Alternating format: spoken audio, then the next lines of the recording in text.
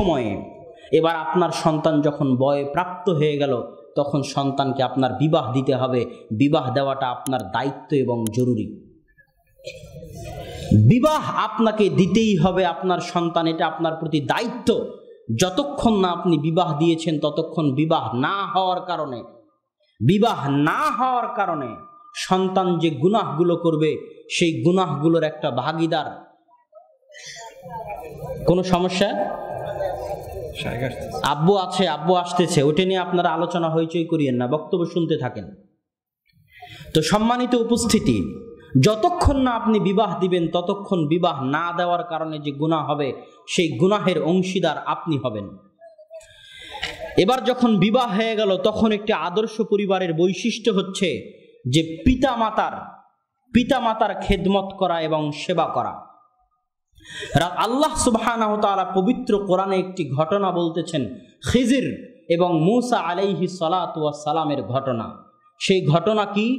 মূসা আলাইহিস সালাতু ওয়াস সালাম এবং খিজির যখন একসাথে সফর করতেছেন, সফর করা অবস্থায় একটা গ্রামে মূসা এবং খিজির দুইজনই প্রবেশ করলেন। প্রবেশ করার পর তারা ওই গ্রামবাসীর নিকটে খাবার চাইলেন। গ্রামবাসী তাদেরকে খাবার দিতে চাইল না, খাবার দিল না। তখন খিজির বলতেছে যে ওই যে একটা ভাঙ্গা বাড়ি আছে, সেই ভাঙ্গা বাড়িটা আমরা ঠিক করে দেব, আমরা সংশোধন করে দেব।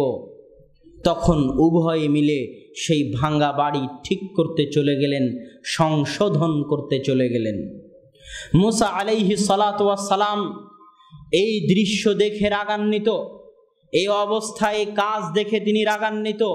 মূসা আলাইহিস সালাতু ওয়াস সালাম বলতেছেন, খিজির, যেই গ্রামের লোক আমাদেরকে খেতে দিল না, আপনি কিভাবে সেই গ্রামের লোকের একটা বাড়ি তৈরি করে দেন, ঘর তৈরি করে দেন?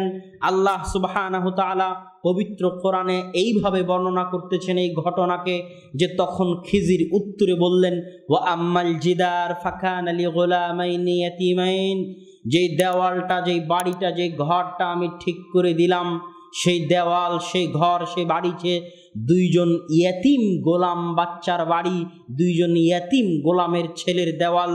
ওয়াকানা তাহতাহু কানজুন লাহুমা, ওই মাটির নিচে তাদের জন্য রক্ষিত সম্পদ আছে, রক্ষিত টাকা পয়সা ধন দৌলত আছে। ফাকানা আবুহুমা সালেহা, আর তাদের দুইজনের পিতা ছিল সৎ, তাদের দুইজনের পিতা ছিল ন্যায়পরায়ণ, তাদের দুইজনের পিতামাতা ছিল পরহেজগার, তাকওয়াবান। তারপরে কি বলতেছে আল্লাহ? ফাআরাদা রাব্বুকা, আপনার প্রতিপালক, মূসাকে লক্ষ্য করে খিজির বলতেছে, আপনার প্রতিপালক এটা